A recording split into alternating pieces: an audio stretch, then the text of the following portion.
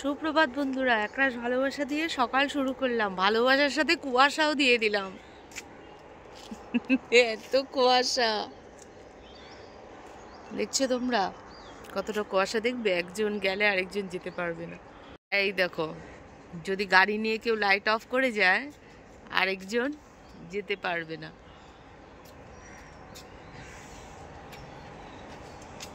ধাক্কা লেগে যাবে, ওই জন্য আমি গাড়ি না চালিয়ে আজকে আর কোথাও জিম টিম অফ করে ঘরে। তো বাপের বাড়িতে বিড়ালগুলো দেখেছো?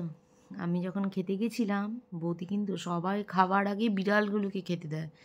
আবার বিড়ালগুলো যদি বলে দাদারা ছেড়ে দিয়ে আসবে, ও কাঁদতে বসে।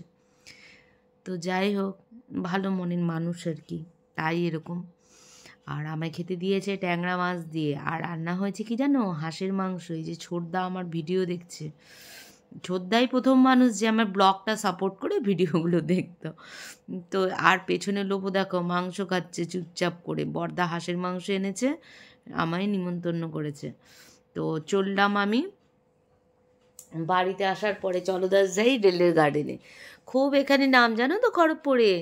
তো সেখানে যাচ্ছিলাম, বুঝতেই পারছো আজ সানডে, তো প্রচণ্ডই ভিড়। কত আগের থেকে লোক গাড়ি রেখেছে, মানে বুঝতেই পারছো কত ভিড় দেখো। তো যাই হোক, আমি ভাবলাম, আমি তো একটুখানি ফুল ফল এগুলো সব ভালোবাসি, তা আমি ভাবলাম যে ফুলগুলো মনে সব ফুটে গেছে। আর এক মস্ত রেল লাইনে আমি দাঁড়িয়ে গেলাম।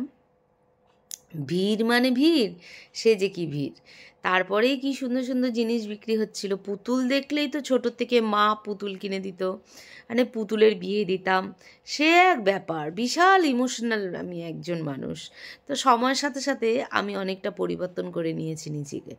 আর এটা রেলের গার্ডেনে ভিড় দেখো, বাবারে বাবা। আর দাসকে বলছি কি, তোমার কি কোনো জানাশোনা নেই, তুমি একটা রেল এমপ্লয়েড? তো বলে কি, আরে বিভিন্ন সেক্টরে বিভিন্ন বিভিন্ন লোকজন, তা আমার কি করে জানাশোনাটা থাকবে। যাই হোক, তারপরে দাস টিকিট কেটে নিল, দুজনে 20 টাকা লাগলো টিকিট কাটতে। আর বাইক যদি ভেতরে রাখা হয় সেটা হচ্ছে 20 টাকা। তো আমরা বাইরেই রেখেছিলাম। এই যে দাসের পৃথিবীতে বেশি ঠান্ডা লেগে গেছে, আর কাউ ওকে দেখতে পুরো বুড্ঢাদের মতো লাগে, কারণ ও এমনভাবে একটা জামা কাপড় পরে, বললেও কথা শোনে না। যাই হোক, দেখো প্রচণ্ডই ভিড়। আর এত ভিড়, সবাই দোলনা চাপছে, মানে কি ব্যাপারটা জানো তো, এখন সময়টা এত কম মানুষের হাতে, মানুষ এতটা বিজি। আর এখন ওয়াইফ হাজব্যান্ড জব না করলে কোনো ভালো একটা সংসার চলা, যদি হাজব্যান্ড ভালো জব না করে, এর হচ্ছে অবস্থা আমার একই রকম। তো যাই হোক, হাজব্যান্ড যদি ভালো জব না করে তাহলে সংসারটা সত্যিই চলা খুব মুশকিল। একসময় আমি এগুলো খুব কাছ থেকে দেখেছি। দাস আর আমি ভাবছি কোনো একটা জায়গায় বসবো। তারপরে বসে পড়েছি। দাস চিপস কিনে দিয়েছে আর কেক কিনেছে। কেকগুলো দাসকে আমি দিচ্ছি যে তুমি খেয়ে নাও।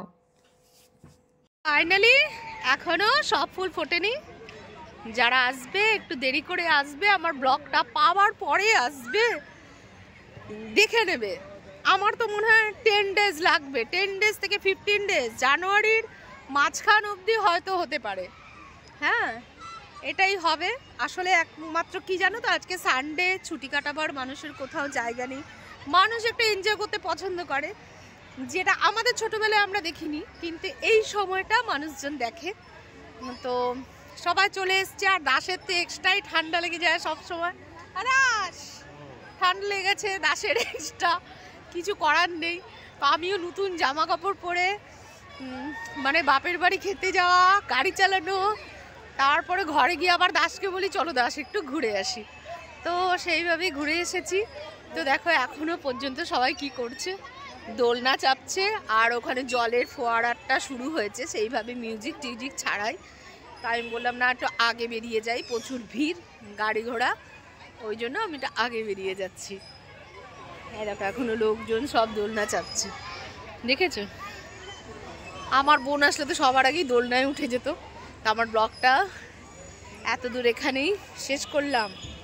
দেখানো তোমাদের সব রকম চেষ্টা করলাম, খুব হয়তো লং হবে না, কিন্তু এখন আসবে না।